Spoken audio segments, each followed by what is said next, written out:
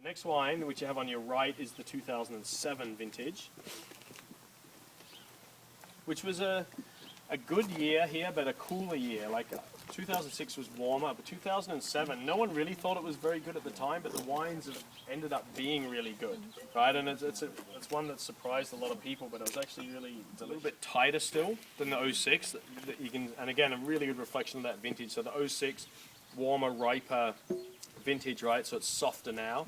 The 07, a little bit tighter still, but really kind of complex and interesting flavors. And you know, that coffee espresso character, a little bit of that leather sort of, you know, leather and spice and sort of charred meat kind of character, which I really, you know, think is interesting in wine and quite youthful still. So I think this is a wine that was started off a little bit lighter than the 06, and maybe because of that will peak a little bit later.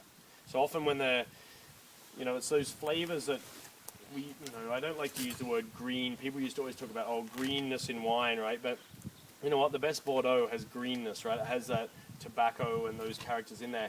When that ages, it turns into the most amazing, complex flavors like burlap and earth and all this stuff, right? When they're young, it can feel like a little bit green, but with age, it often gets really, you know, adds all that complexity.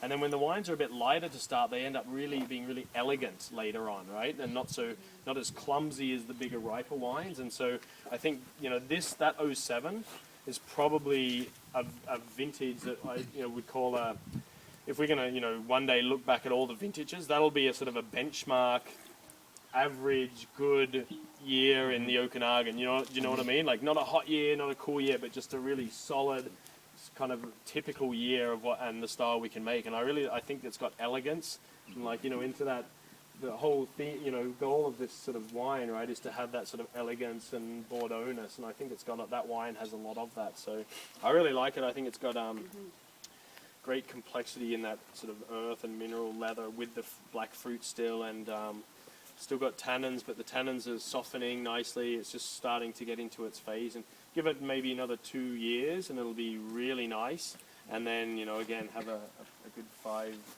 year sort of peak period there. So